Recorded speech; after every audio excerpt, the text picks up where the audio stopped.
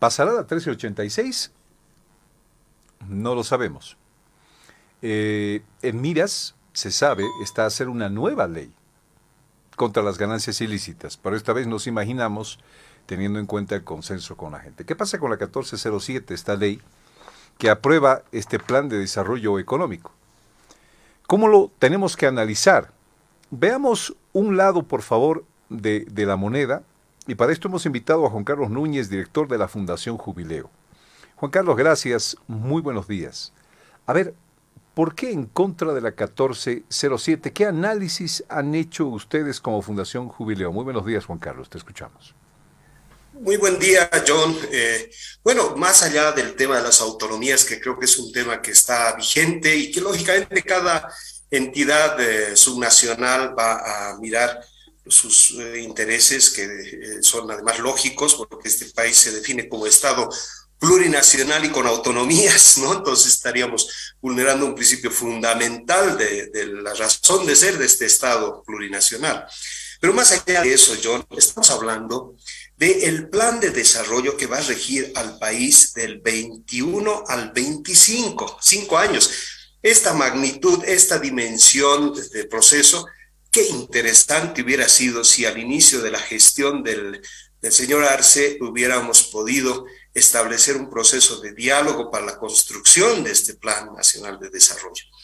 Ese sí hubiera sido un impulso tan interesante que podamos hoy día tal vez estar debatiendo en los detalles centrales o en la negociación en regiones, pero ya sobre una visión y una mirada completa como país sobre lo que queremos en 5 años. Esa es la magnitud y la importancia que tiene esta ley, la 1407. Y por eso nosotros la analizamos de manera más macro, ¿no? En cuanto a grandes preocupaciones que lógicamente abre a otro tipo de sectores que están también involucrados o afectados en torno a este tema.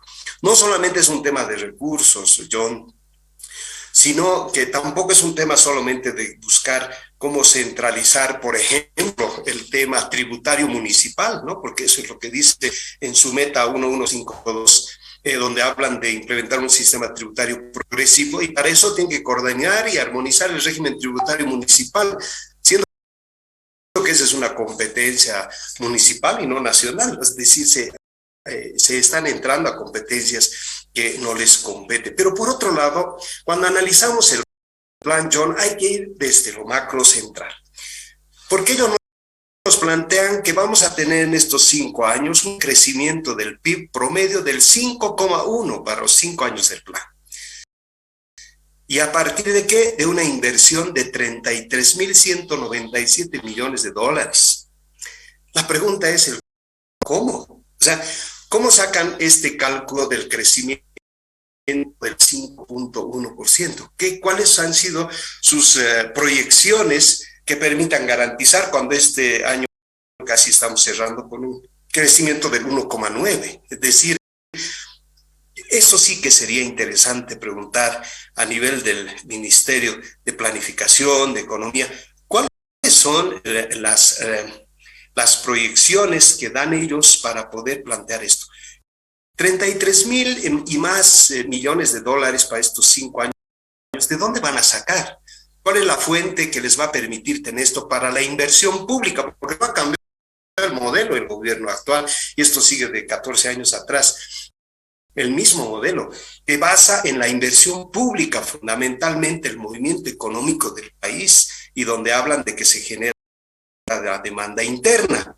Pero siempre hemos indicado desde Jubileo que ese plan, esa estrategia económica es insostenible en el tiempo, porque cuando se acaban las obras de inversión pública, sí es cierto que se ha movido la economía a través de gente que hayan contratado para la obra X, sea coliseo, escuela, caminos, carreteras, etcétera, pero alrededor de esa gente que ha sido contratada está el comercio, los servicios, la comida, la ropa, y se mueve pues la economía. Por eso ha mejorado de alguna manera la gente sus ingresos, y no es solamente los bonos que se han transferido.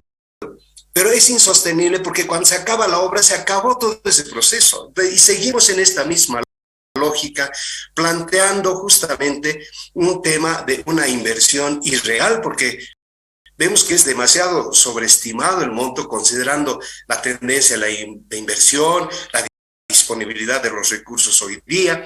Se habla de grandes inversiones de tipo empresarial que incluyen el sector hidrocarburos, diésel, mutún, las farmacéuticas, es decir, empiezan a implementar este modelo que bien lleva el título, la ley, que tiene que ver con sustitución de importaciones. Este es un concepto de los años 70, John, es una propuesta o postulados de la CEPAL desde los años 70 y que en América Latina tal vez los que han tenido relativo éxito, porque hoy día América Latina se ha reprimarizado en su economía, es Argentina, Brasil, pero todos los demás países hemos seguido manteniendo este modelo primario. Juan Carlos, hoy pasé por las calles, perdón, de La Paz y encuentras grandes carteles, dice, ¿no? Crecimiento de 9, ¿no? Crecimiento de esto. Hay una gran propaganda, digamos, del gobierno de lo que se espera en los próximos años para el país, que son cifras bastante llamativas. Tú dices estas cifras, le pondremos un rótulo, irracionales, incomprensibles, locas cifras. ¿Cómo le dirías tú a estas cifras que el gobierno pretende conseguir en todo sentido en estos 5 años en este plan? Aló, buenas. John, disculpas, hubo un corte, no pude escuchar. ¿Qué adjetivo calificativo le pondrías tú a estas cifras que está promocionando el gobierno de lo que se quiere en los próximos 5 años? En la plata que se va a conseguir, en el crecimiento que vamos a tener, ¿qué son irracionales, difíciles de creer, cifras locas? ¿Qué son? John, seguimos en la misma lógica de los gobiernos, miran de manera coyuntural, de manera cortoplacista y mirando su proyección. Porque cuando hacer una comparación entre lo que significa el tema de lo que pasó el año 20 hacia el 21, es pues poco racional, poco objetivo. Sabemos todos que el 2020 hemos estado prácticamente paralizadas las economías con el tema de la pandemia y las medidas de cuarentenas que se han tomado. Es decir, ahí hay un impacto absolutamente contrario y no puede significar pues un indicador para mostrar cuánto hemos crecido. Economía, John, sería qué interesante que todos los indicadores los comparemos con el año 2014, cuando estaba a punto de culminar el tema de la bonanza económica que hemos tenido en el país. Esto sí, porque creo que lo interesante sería buscar ese propósito a llegar y tener eso como una meta a la cual podamos llegar adelante. Todo lo demás pareciera ser tan demagógico, John, que a veces nos distraen con datos y cifras, pero la realidad es muy concreta y el reporte de la CEPAL realmente preocupa porque este tipo de modelos, no implementados solo en Bolivia, en varios países, lo único que han permitido es mejorar sí, las condiciones de vida de la gente, pero de manera vulnerable, porque hoy día la CEPAL dice que justo por aplicar estos modelos, 200 millones de personas van a volver a la pobreza en América Latina y en Bolivia aproximadamente 2 millones si es que no hay medidas inmediatas para poder reactivar la economía. Juan Carlos, mira, el desarrollo económico, a ver, no sé, yo no soy economista, pero sí estudiante primario, digamos, de estos temas, veo quizás el desarrollo económico como un camino central que al lado tiene árboles de todos los colores, ¿no? Esa diversidad de árboles reflejan la diversidad de nuestra Bolivia, por ejemplo, una Santa Cruz que quiere ser, una Oruro que quiere ser, una La Paz que quiere ser en ese marco, pero tiene que haber un camino central que nos conduzca a todos. Este camino central es este plan de desarrollo social y económico. ¿Qué le falta, digamos, para convencer a toda esta clase de árboles alrededor de que deben seguir al lado del camino sosteniéndolo? ¿Ah? Bueno, en realidad, John, el tema es bastante complejo porque lo que hay que plantearnos es qué visión de país estamos buscando. Eso debería ser parte de un diálogo entre las regiones, el país. qué Bolivia queremos construir hacia adelante, con todas las capacidades regionales y que no nos emborrache otra vez el tema de la renta petrolera, el IDH, y que de eso hemos vivido tanto tiempo y qué pena que los gobiernos utilicen eso como una manera de centralizar la economía, de centralizar lo que significa la gestión estatal o pública. Y yo creo que lo que tenemos que hacer es aperturarnos a otro lado. Y por eso es tan importante el sinceramiento de la economía, porque ¿sobre qué vamos a dialogar, John, si no sabemos cómo está la situación actual hoy? Creo que de ahí hay que empezar. Y a partir de ello, empezar a plasmar las proyecciones que se tienen. Esta ley tiene un sinfín de metas que se plantea. Muchas de ellas, creo que nadie podía estar en desacuerdo. Creo que estamos de acuerdo en los principios que se plantean. Pero cuando ya empezamos a desentrañar al interior de cada una de ellas, nos encontramos con enormes preguntas o cuestionamientos. Por ejemplo, se sigue apostando por el tema de que el Estado es el principal actor de la economía. Y ya hemos visto en los últimos años que el Estado no es necesariamente el mejor actor. Y cuando hablo de esto, estoy hablando inclusive de las empresas públicas, a donde otra vez el gobierno apuesta para que ellas sean las que lleven adelante el proceso de industrialización en el país. Por lo tanto, ese tipo de visiones son las que deberíamos debatir en el país, porque efectivamente es lo primero que tenemos que ponernos de acuerdo. ¿Qué país queremos? ¿Hacia dónde vamos a ir? Este país es potencialmente agropecuario, es potencialmente se puede impulsar la pequeña industria, este país es eminentemente turístico, es decir, y eso deberíamos fomentar, impulsar, esos debates deberíamos tener. La mejor muestra, John, de lo que te estoy hablando del desarrollo agrícola, por ejemplo, en la época de la pandemia y en las cuarentenas, ¿quién ha sostenido a las ciudades, si no es decir la economía familiar campesina? Y cuando nos preguntamos hoy día, ¿qué les otorga como política pública? ¿Desde cuántos años no tenemos desarrollo rural? Tremendamente dispersa y toda concentrada aquí en Bolivia. Yo creo que deberíamos tratar estos temas, que son temas de profundidad. ¿Qué vamos a hacer con el bono demográfico, John? ¿Qué respuesta le vamos a dar a la enorme cantidad de jóvenes que hoy día tenemos? Hoy día, la mayoría de la población es población económicamente activa. Deberíamos haberles dejado bases de grandes oportunidades, de empleo centralmente para que podamos llevar adelante todo este proceso. Pero se nos pasa un discurso tan complejo que hemos tenido en todo este último tiempo, que casi nos hicieron creer que somos la Suiza de América del Sur, y en realidad estamos hoy enfrentados a ver cómo le damos oportunidades a nuestros jóvenes, por ejemplo. Y este fenómeno de los jóvenes, que estamos hablando de que engrosan la población económicamente activa, casi más del 60% de la población, pues vamos a tenerlo por 30 años en Bolivia. ¿Qué plantea en torno a eso este plan de desarrollo? ¿Qué mirada tiene de proyección hacia adelante en torno a responder a las necesidades de la población? Y no vemos unas miradas, sino lo mismo de siempre. Y mira, encima, con todas estas graves contradicciones, y es por la falta de diálogo y estos conflictos entre los niveles subnacionales, porque al final los que hoy día van a tener grandes problemas, John, son los niveles municipales y los niveles departamentales, porque los recursos fiscales que vienen provenientes de los hidrocarburos cada vez son menores.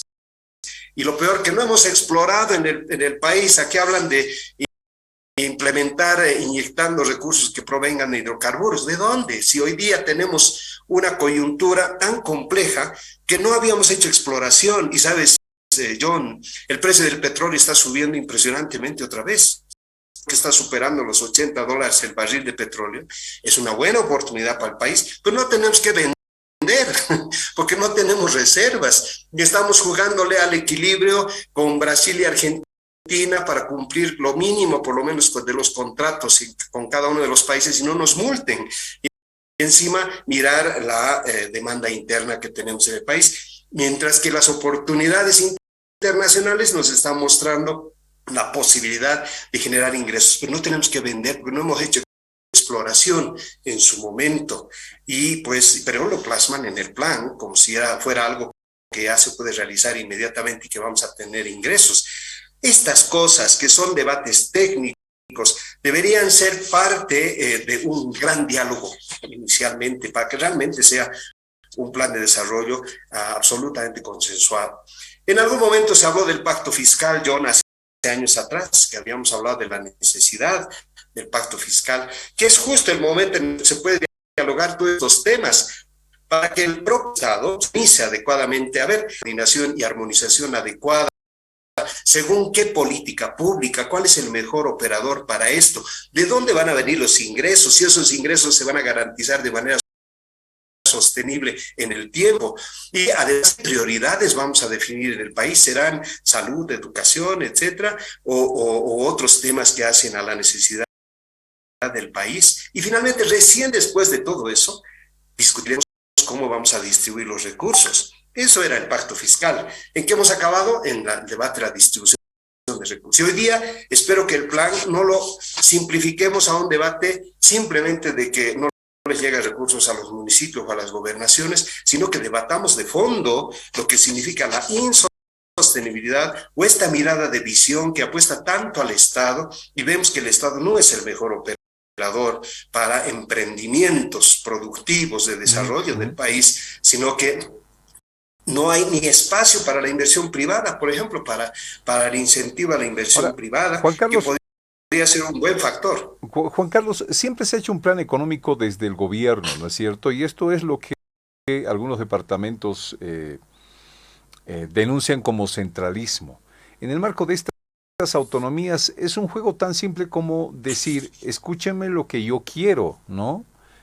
Escúchame también lo que yo quiero para el futuro. Ese es el fondo del asunto, ¿no es cierto?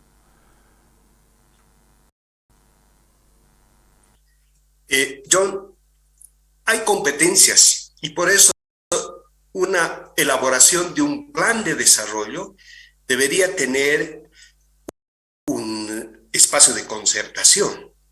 Por darte un ejemplo, el plan, por ejemplo, hace referencia a la Agenda 2025 como base. Hablan de la industrialización y la transformación de recursos estratégicos en armonía con la madre tierra. Pero se olvidan que ellos mismos, ¿no? Hay un decreto supremo, 2366, que autoriza la exploración de hidrocarburos en parques naturales. ¡Qué enorme contradicción! Hablan de a la armonía con la madre tierra y sucede que estamos entrándonos a áreas protegidas. Y encima se establece como competencia nacional, que es cierto, la política hidrocarburífica es competencia privativa del nivel central, pero se olvida que esto atenta con lo establecido en el artículo 300 de la Constitución Política del Estado, por ejemplo, que establece como competencia exclusiva de los gobiernos departamentales el ordenamiento territorial, o de que inclusive a nivel de los municipios tienen potestades para poder declarar áreas protegidas. Pero el nivel central agarra y avasalla todo ese tema en la búsqueda de la política hidrocarburífera. Las realidades que tenemos sobrepuestas, leyes como las de la reforma agraria y la ley minera, que tenemos conflictos en todo el país, o la definición de las fronteras entre distintos municipios, gobernaciones, que hasta ahora no están solucionadas. Son más de 300 municipios que no tienen solución con el tema y hay zonas que ya no sabes a qué municipio pertenece, cómo se va a ordenar todo esto. Son temas centrales que si bien hay potestad nacional, pero hay competencias también departamentales y municipales. Y por ello debería establecerse una adecuada concertación. ¿Qué ha pasado, John, con los planes de desarrollo anteriores? Lo único que se queda es definir así grandes propósitos y después se les dice que tienen 180 días para establecer sus PTDIs, ¿no? Sus planes territoriales a los municipios. ¿Y qué pasa? Ellos cumplen automáticamente como cumplir con un papel. Nosotros hemos evidenciado que inclusive hay un consultor que elabora un PTDI para un municipio y hay otros que copian, lo fotocopian, inclusive ni siquiera tienen el cuidado de cambiar el nombre del municipio y así presentan. Es decir, se ha vuelto una formalidad y no la importancia que debería tener un plan de desarrollo económico y social. Yo creo que deberíamos establecer acuerdos en torno a esto, porque si seguimos así, John, es muy complejo. Mira, la ausencia de recursos fiscales hoy día van a llevar a muchos municipios a una crisis muy seria, muy profunda. Por darte un ejemplo, solo 4 municipios del país, La Paz, Cochabamba, Santa Cruz y El Alto, aportan con el 41% al PIB. Quiere decir que el 49% está en los otros 300 y más municipios. Ese es un nivel de asimetría tremendo. Pero además de esos 300 y más municipios, casi 200, no sé si uso la palabra tan dura, pero son inviables, John. Es decir, con los pocos recursos que tienen van a cubrir su planta burocrática y cumplir con algún compromiso de algún contrato, o tal vez una deuda que ya les dejó el anterior alcalde por comprar un tractor, una volqueta, y no van a tener más dinero. Entonces, ¿cómo estamos atomizando los recursos públicos sin mirada de un plan de desarrollo? Por eso creo que es tan importante el tema del censo. Otra vez volvemos a la agenda del censo que se va a realizar el próximo año, porque ahí no solo vamos a saber cuántos somos o dónde estamos, que se dice que casi ya el 80% estaría concentrada en ciudades, sino cómo estamos, en qué situación después del impacto de la pandemia, después de la situación del desempleo y el incremento de la economía informal. Yo creo que esto nos va a dar un elemento muy importante, una base para poder dialogar sobre el desarrollo del país. Ahí sí, porque vamos a tener datos e información. Inclusive el padrón electoral podría ser un elemento importante en ese diálogo, porque hay tanta inseguridad sobre cómo estuvo, tampoco transparente el tema del padrón, que hoy día con el censo podríamos saber cuántas personas están en la edad de votar. Listo, eso comparamos con el padrón y vamos a saber exactamente si hay fantasmas o no. Entonces el censo se vuelve un tema central e importante. Pero después del censo tiene que venir otro proceso, el pacto fiscal, justamente. En base a esa línea de base, sobre esa realidad del país, entonces empecemos a discutir lo que te había comentado, que hay varias cosas. Primero, visión país, generación de ingresos, prioridades. Después discutamos cómo vamos a distribuir los recursos y cómo se va a rearticular otra vez el Estado. Esto tal vez nos demande hasta reformas de la Constitución, pero si es para bien, si es para el desarrollo del país, creo que habría que buscar la manera de hacerlo. Estos son los pasos y ojalá lo podamos hacer. Y esto no se puede hacer con ¿qué te digo? Jaladuras de cabellos y conflictos y con discursos, porque es una pena, John, que mientras estamos aquí preocupados por estos temas, la vemos a la gente enfrentada, poco paciente, intolerante. ¿Por qué? Porque hay mensajes y discursos que creo que tenemos que bajarle la intensidad.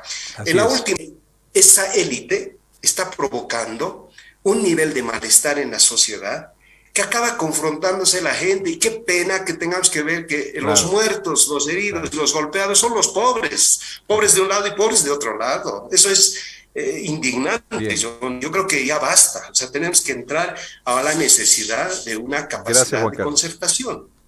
Gracias, Juan Carlos, te agradezco esta explicación. Queremos entender este tema desde tu análisis, los análisis que se hacen, gente también que esté en contra, gente que esté también a favor del poder, para poder sacar criterios amplios en este marco, pero en algo tienes razón. Es decir, hay que ir a la mesa de diálogo antes de que otra vez pasemos por lo que hemos pasado estas 2 semanas. Esto es muy importante, ¿no es cierto? Porque no se quiere bloqueos, no se quiere violencia, y pensemos que el gobierno haya podido aprender de estas cosas que han pasado en los últimos meses con varios proyectos de ley y leyes también. Juan Carlos, te mando un abrazo, muchísimas gracias por este tiempo en Fides, que tengas un buen día. Muchísimas gracias, Joe. Un abrazo. Bueno, vamos a continuar con el análisis. Vamos a continuar con el análisis de esta ley 1407, este plan de desarrollo económico y social. Vamos a ir a ver qué pasa con el tema de este Cabildo del MAS en cuestión de segundos, noticia, porque parece que